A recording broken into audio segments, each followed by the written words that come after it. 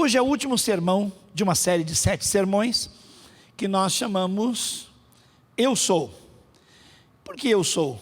Porque foi Jesus, dentre vários discursos que fez, por 7 vezes declarou, eu sou. De onde vem esse eu sou? Então deixa eu explicar para você que o Evangelho de João, o Evangelho segundo João, conforme João escreveu, tinha um propósito, que era de revelar a verdade sobre Jesus, afirmando categoricamente e provando pela vida dele e os seus feitos e palavras, que Jesus é Deus. Então o propósito geral do livro inteiro de João, se você pegar para estudar o livro de João, tem um propósito só, inteirinho, provar que Jesus é Deus.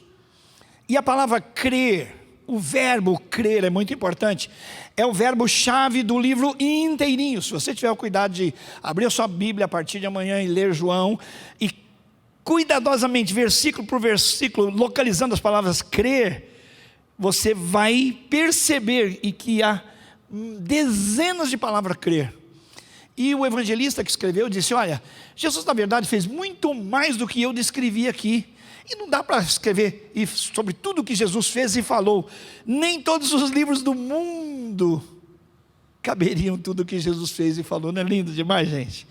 Mas estes que eu escolhi, esses que eu selecionei para que vocês creiam em Jesus, que é Deus. E para que crendo nele, vocês tenham vida. É maravilhoso. Então o propósito do livro de João já foi desvendado para nós. E diante desta revelação de que Jesus é Deus, você tem que tomar uma decisão. Se você crê e recebe e aceita o senhorio de Jesus Cristo na sua vida, ou se você o rejeita. Você pode pensar, pastor, mas você está sendo muito radical, né? A gente não pode ficar no mais ou menos. Nós estamos vivendo na pós-modernidade, por assim dizer, e que os conceitos estão tão líquidos, né? As verdades são tantas, a minha, a sua e a do outro, cada um tem a sua verdade. Negativo. Lendo João, você vai perceber que Jesus diz, não tem tanta verdade, aliás não tem outras verdades, eu sou a verdade. Então, o livro foi todo escrito com esse propósito, ou você aceita Jesus ou rejeita Jesus, ou aceita Jesus. E a expressão que ele usou, eu sou, é muito importante, por quê? Nos leva à mente até Êxodo capítulo 3, versículo 14, lá no Antigo Testamento, quando Deus ouviu o clamor do seu povo que estava como cativo, né, escravo lá no Egito. Deus disse assim, olha, eles têm orado, eles têm clamado, eles têm chorado, eles têm pedido socorro, e isso engrossou diante de mim. Eu estou percebendo claramente essa ansiedade, essa necessidade do meu povo, e eu decidi descer e atender e libertar o meu povo. E vou usar um homem chamado Moisés. O Moisés, ao primeiro momento, tentou falar, não Senhor, quem sou eu? E ele tentou se explicar, não teve jeito. Mas uma pergunta muito importante para Moisés era, tendo em vista que ele tem que ir até Faraó, e Faraó era o cara daquela época, o mais poderoso dentre todos os poderosos, então ele disse, mas eu vou chegar lá para ele e vou dizer o quê? Em nome de quem eu vou dizer, deixa o povo de Deus, o povo hebreu sair para adorá-lo, e deixar o povo ir para a sua terra, para construir a sua cultura, a sua nacionalidade, e servir ao seu Deus, com que autoridade eu vou fazer isso, em nome de quem? Então disse Deus a Moisés, diga para ele, eu sou, te mandou. Aí Deus se autodefine, porque eu sou quem eu sou, aleluia. Será que Deus merece uma salva de palmas por isso? Glórias a Deus. Alguns dizem assim, não, porque Deus para mim é assim, ou seja, Ele gosta de mim assim, eu faço o que eu quero assim, porque meu Deus é assim.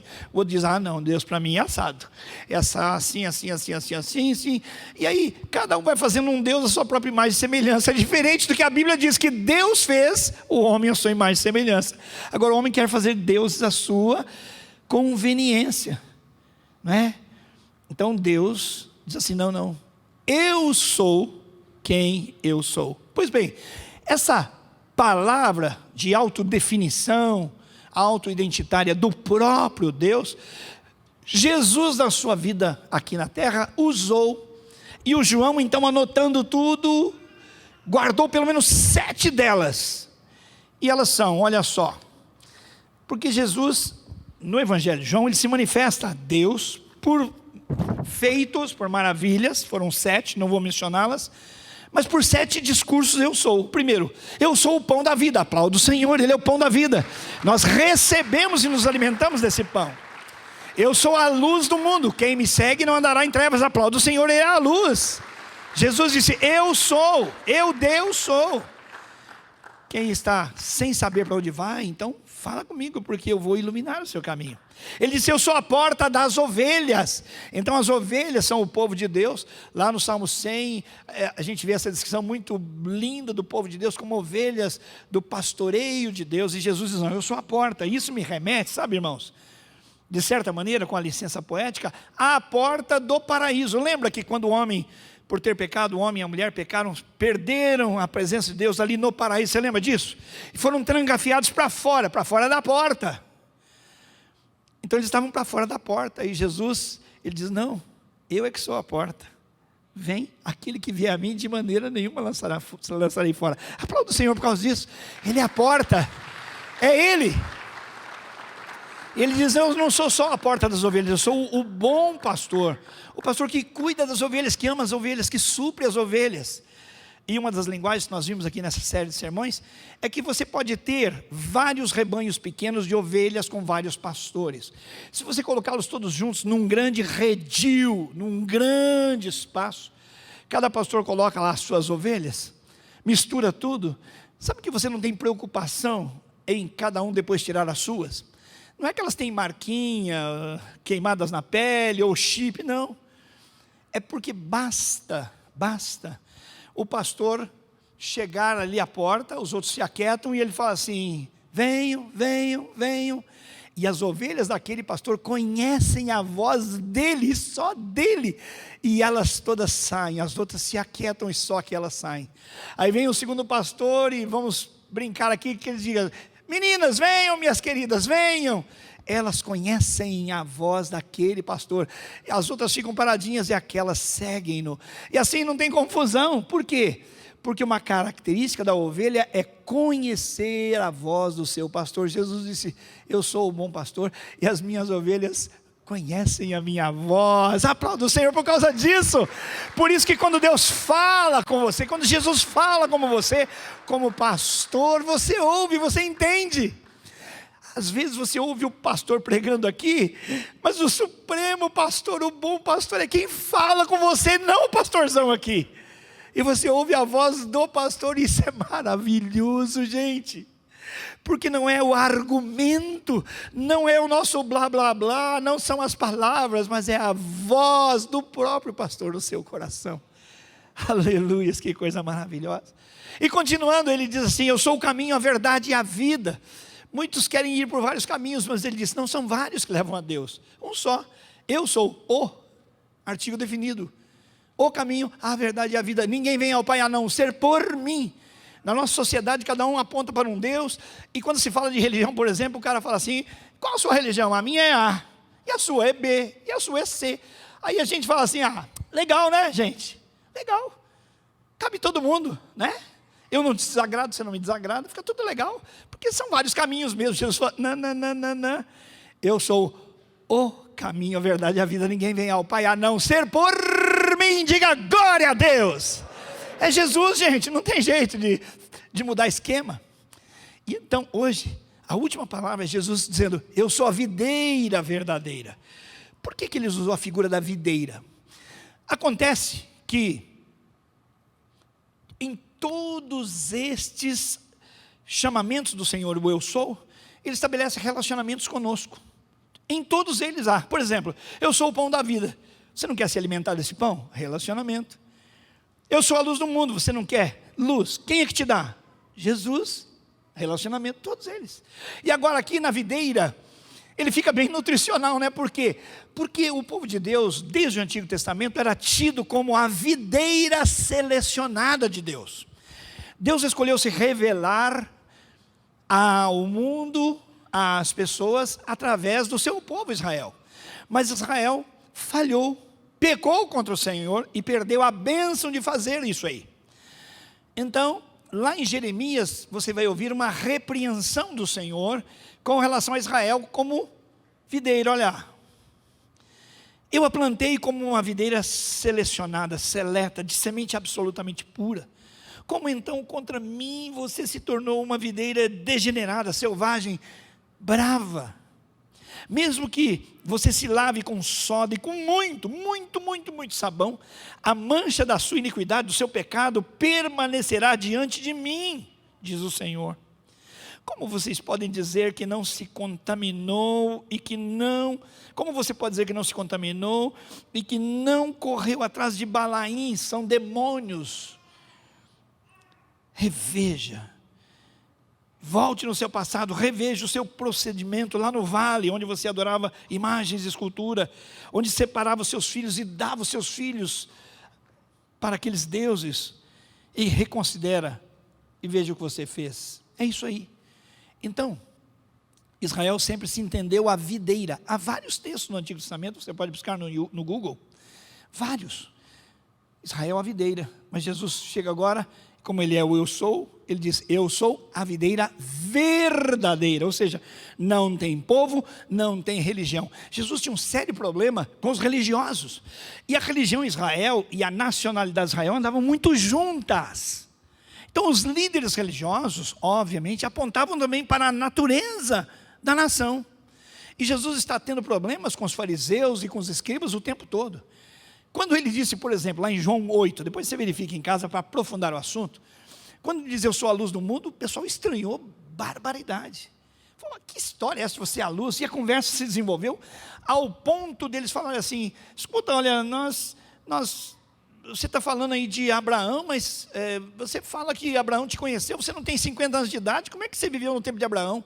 E Jesus disse, não, antes de Abraão eu já era, porque eu sou o tempo todo, eu sou Deus. E essa conversa vai engrossando, e o Senhor diz assim, não, vocês dizem que vocês são filhos de Abraão, mas se fossem filhos de Abraão, vocês fariam como Abraão, que me honrou. Mas vocês não fazem isso, por quê? Porque a obra de vocês é uma obra má, vocês são maus. E ele disse, não, nós somos filhos de Abraão. E Jesus falou assim, quer saber da verdade? Está em João 8. Vocês não são filhos de Abraão, vocês são filhos do cão, vocês são filhos do diabo. Porque eles já queriam matar Jesus, e Jesus disse, vocês são filhos do diabo, o diabo é mentiroso, pai da mentira, e homicida desde o princípio, e vocês querem me matar, vocês não são filhos de Abraão, vocês são filhos do diabo. E daí a pouco Jesus teve que se esconder, porque eles queriam matá-lo, naquele momento, e não era o momento apropriado.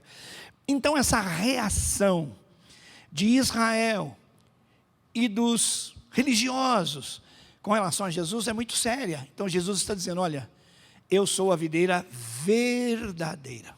E como videira verdadeira, vamos aprender algumas coisas. Olha, versículos 1 a 11 de João 15, vamos ler lá.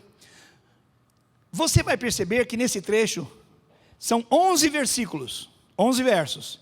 E 11 vezes, olha só, presta atenção, são 11 versos, e 11 vezes o verbo permanecer aparece, olha só, isso quer dizer que a ênfase é sobre permanecer em Cristo. Olha lá, eu sou a videira verdadeira e meu pai é o agricultor ou viticultor. Todo ramo, toda vara que estando em mim não dá fruto, ele corta, e todo que dá fruto ele poda, para que dê mais fruto ainda. Vocês já estão limpos, o quê? Pela palavra que eu tenho falado a vocês. Olha o permanece. Permaneçam em mim e eu permanecerei em vocês. Nenhum ramo pode dar fruto por si mesmo se não permanecer na videira. Vocês também não podem dar fruto se não permanecerem em mim. Eu sou a videira, vocês são os ramos, as varas. Se alguém permanecer em mim e eu nele, olha só, esse dará muito fruto, pois sem mim vocês não podem nada. Na outra versão, sem mim nada podeis fazer. Se alguém não permanecer em mim, será como o ramo que é jogado fora e seca. Tais ramos são apanhados, lançados ao fogo e queimados. Se vocês permanecerem em mim e as minhas palavras permanecerem em vocês, pedirão o que quiserem e será concedido. Para só no 22, só nesse anterior no 7. Você já ouviu alguém falando, não, porque vamos pedir, porque está escrito na palavra, tudo que vocês pedirem em meu nome, eu concederei a vocês. Já ouviu isso aí? Mas o pessoal não olha o que está antes, né? Se vocês permanecerem em mim, e as minhas palavras permanecerem em vocês, então vocês pedirão e receberão. Está vendo? Não é pegar meio versículo e fazer a verdade que você quer. É a palavra toda de Deus. Pode continuar, versículo 8. Meu Pai é glorificado pelo fato de vocês darem muito fruto, e assim serão meus discípulos. Como o Pai me amou, assim eu os amei. Permaneçam no meu amor. Se vocês obedecerem aos meus mandamentos, permanecerão no meu amor. Olha os mandamentos. Assim como eu tenho obedecido aos mandamentos de meu Pai, e em seu amor permaneço. Tenho dito essas palavras para que a minha alegria esteja em vocês e a alegria de vocês seja completa. Para por aí, olha só. Quem quer alegria completa, levante a mão. Onde você encontra alegria completa? Em Jesus. Permaneça em Jesus. Não desista de Jesus. Na pandemia, muitos se decepcionaram porque sofreram e alguns perderam pessoas queridas. Isso, lógico, traz muita tristeza ao coração. Alguns começaram só a acompanhar os cultos, e aqui você tem um pouco mais de possibilidade de ser um adorador. Nós estávamos aqui num momento maravilhoso, e eu me derramei na presença de Deus. Mas quando você vai ver o culto pela internet, você às vezes começa a se distrair com outras coisas, e você não é mais um adorador, você é um espectador. E assim como você vê um filme, uma série, você pode perceber se você presta mais atenção na série do que no culto que você vê online. Olha você que está na internet. Está ligado? Então veja o seu coração. Não é que as pessoas não possam aproveitar o tempo e também ouvirem uma palavra, claro.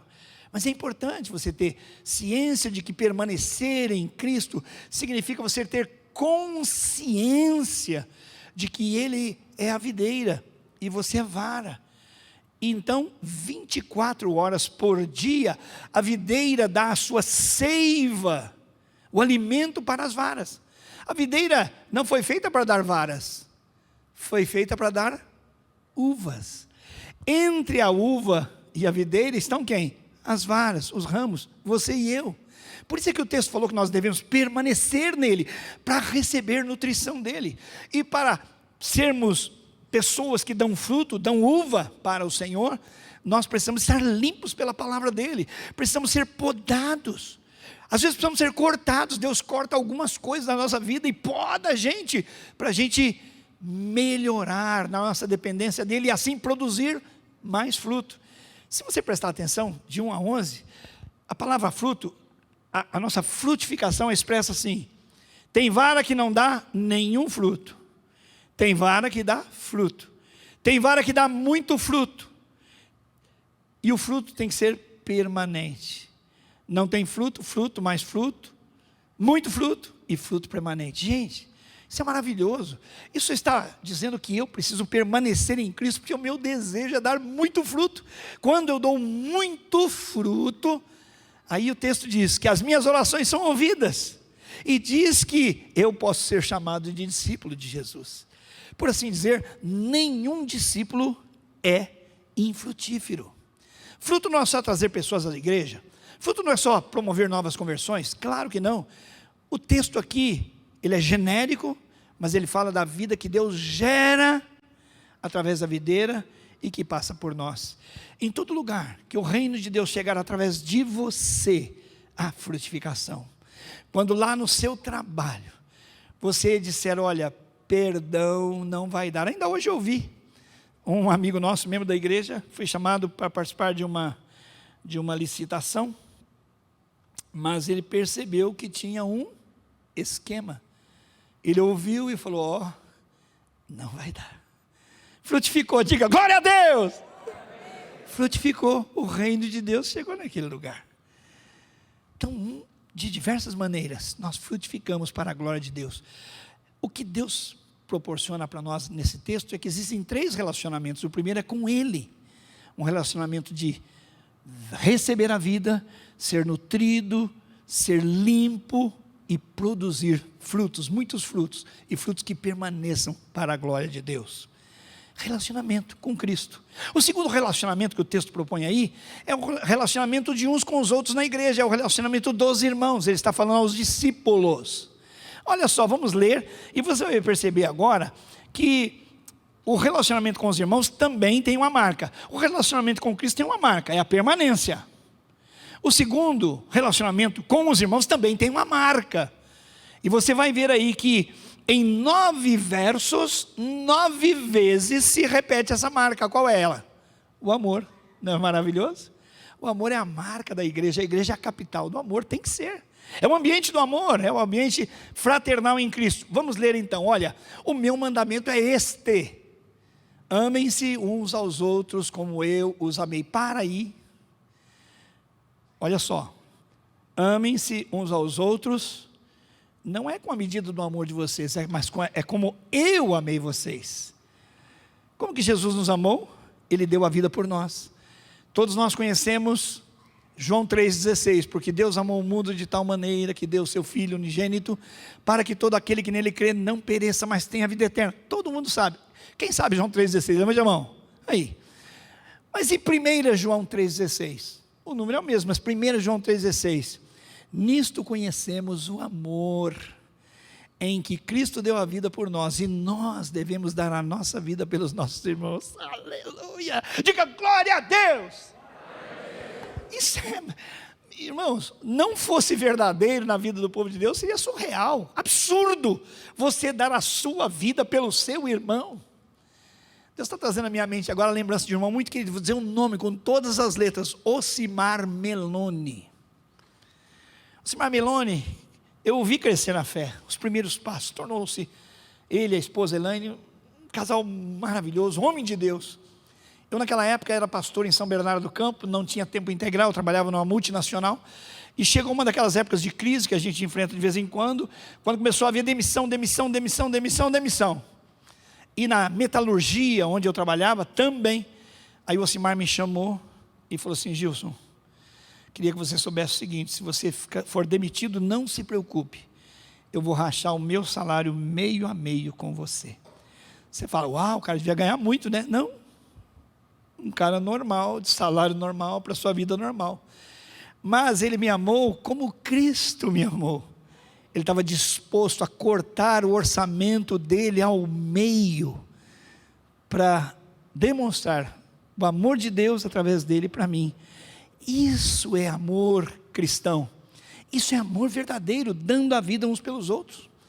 Uma outra pessoa que eu conheci, havia um empresário, olha só, um empresário bem sucedido, tinha bastante dinheiro, tinha muitas máquinas, mas houve um problema no setor de trabalho dele, e ele começou a se desfazer, vende máquina, retroescavadeira, vendeu, e chegou uma hora que um outro irmão falou assim: olha, eu vou vender o meu carro, vou dar de oferta para ele. O outro falou assim: como? Não entendi. Não, você está vendo o nosso irmão? Cara, mas olha o que ele tinha, o cara era rico. Eu falei, não interessa que ele é rico, interessa como ele está. Eu posso andar de ônibus, eu vou vender o meu carro e vou dar para ele, para ajudá-lo. Se isso não for acontecer na igreja, é surreal, é loucura, é insanidade. É por isso que na videira verdadeira a gente conhece como a gente se relaciona com Cristo, na permanência, e como a gente se relaciona uns com os outros. Se eu fosse abrir esse microfone aqui, para a gente ouvir testemunho do que está acontecendo aqui nessa igreja, nos pequenos grupos, vocês iam ficar de cabeça branca e queixo caído, porque Deus faz e fez e fará muito, através do seu povo, numa verdadeira atmosfera de amor. Eu sou a videira verdadeira, eu dou relacionamento a você, e quero que você tenha relacionamento com os seus irmãos, através do amor. Terceiro relacionamento que Deus propõe para nós agora, e esse eu preciso explicar bem direitinho, é o relacionamento com o mundo. Olha só, 10 versículos agora, de 18 até 27, 7 vezes se repete o verbo odiar. Olha só, sobre o meu relacionamento com Cristo, qual é a palavra-chave? Permanecer. No meu relacionamento com os meus irmãos, a palavra é amor. E o meu relacionamento com o mundo, a palavra é odiar. Quer dizer, Jesus está com um discurso de ódio, vamos odiar todo mundo? Não, muito pelo contrário. Jesus está dizendo que porque Ele é o eu sou, e Ele é o eu sou santo, como meu Pai é santo, é que o mundo não suporta Jesus. Isso vai ficar claro agora, quando Jesus vai falar da relação do mundo com Ele. E já que nós estamos no mundo, precisamos aprender com Ele, como nos relacionar com o mundo, num ambiente de ódio. Olha lá, se É uma possibilidade. Se o mundo os odeia, tenham em mente que antes me odiou. Se vocês pertencessem ao mundo, ele os amaria como se fossem dele. Todavia, vocês não são do mundo, mas eu os escolhi, tirando-os do mundo. Por isso o mundo os odeia. Lembre-se das palavras que eu disse: nenhum escravo é maior do que o seu senhor. Se me perseguiram, também perseguirão vocês. Se obedeceram à minha palavra, também obedecerão à palavra de vocês. Tratarão assim vocês por causa do meu nome, pois não conhecem aquele que me enviou. Se eu não tivesse vindo e falado a vocês, não seriam culpados de pecado. Mas agora, contudo, eles não têm desculpa para o seu pecado. Aquele que me odeia, também odeia o meu Pai. Se eu não tivesse realizado no meio deles obras que ninguém mais fez, eles não seriam culpados de pecado. Mas agora, eles as viram as obras que eu fiz, e odiaram a mim, e odiaram ao meu Pai. Mas isso aconteceu para se cumprir o que está escrito na lei deles. Não é na minha lei, é na lei deles. Eles leram a palavra, é a lei deles. Odiaram-me sem razão.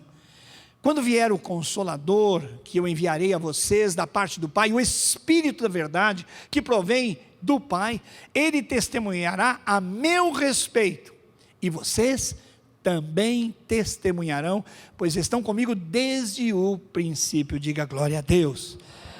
Jesus é a videira verdadeira, ele é o eu sou. Com ele a gente se relaciona recebendo, sendo provido, frutificando, permanecendo nele. Com os irmãos a gente manifesta o amor, amando os irmãos. E o amor não é só sentimento, o amor, além de sentimento, é uma prática de obediência ao mandamento do Senhor Jesus.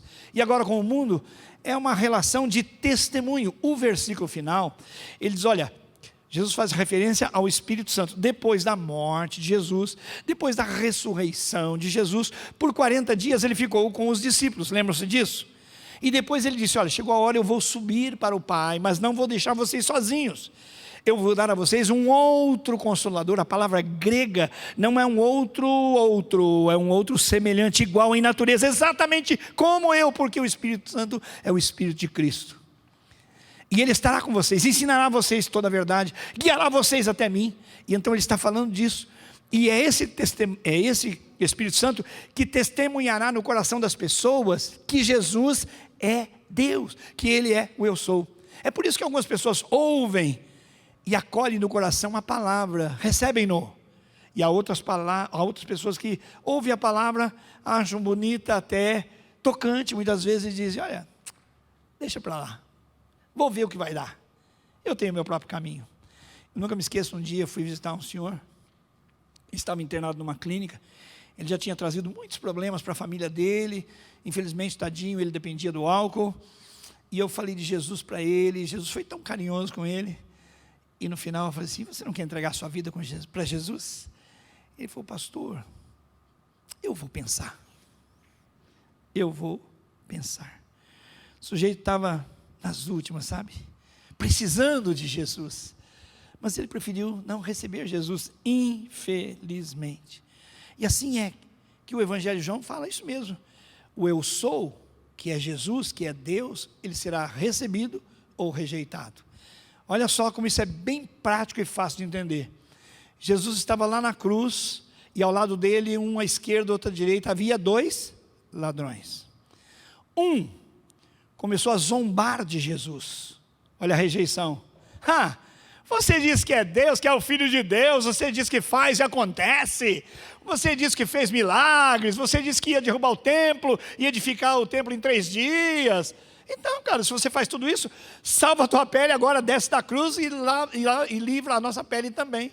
Olha só, a voz da rejeição, do escárnio, da vergonha. O outro, porém, falou assim, cala a boca, mano, cala a boca. Cara, nem na hora da morte você tem respeito. Nós estamos aqui, você e eu, pelo que nós fizemos, nós somos homicidas, nós merecemos, é a sentença do nosso erro, do nosso pecado, do nosso crime. Mas ele nenhum mal fez. Ele está na cruz simplesmente porque amou, e amou, e amou, e amou. E decidiu pagar a conta dos nossos pecados, Ele morrendo na cruz. Esse homem estava falando pelo Espírito de Deus. Ele está professando Jesus. Ele o chama de Senhor, então ele crê no senhorio de Cristo. Então ele diz: Senhor, lembra-te de mim quando entrares no teu reino. Ele lembra que Jesus tem um reino e ele diz: eu quero ir para lá. Eu não mereço, eu não posso, olha a minha situação, mas eu preciso, eu quero.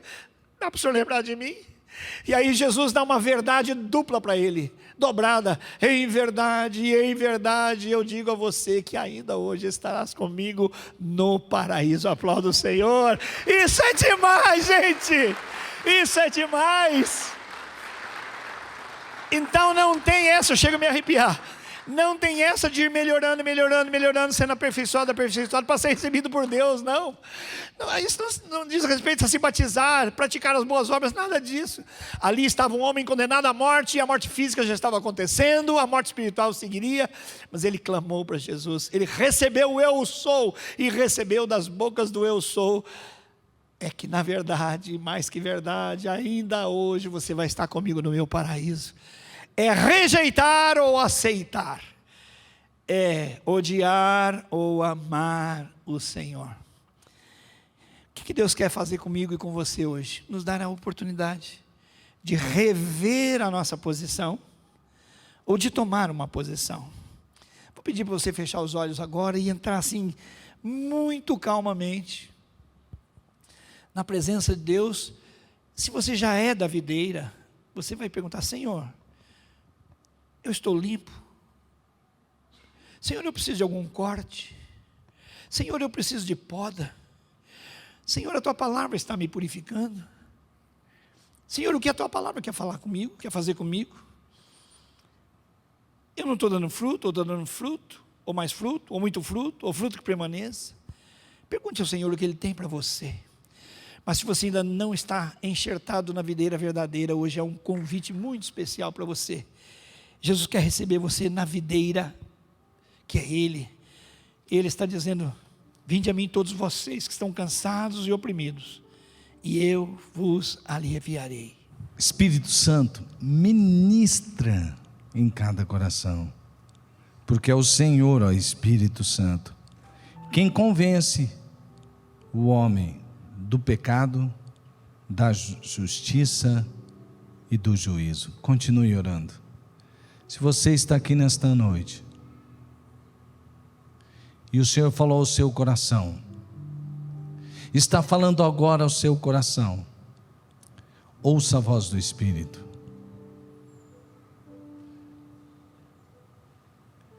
Jesus é a videira verdadeira, e você precisa estar conectado a Ele, galho ligado à videira, para ter vida eterna. Porque Deus amou tanto você, que entregou Jesus para morrer em uma cruz. E agora, o que você tem de fazer é se entregar a Jesus completamente.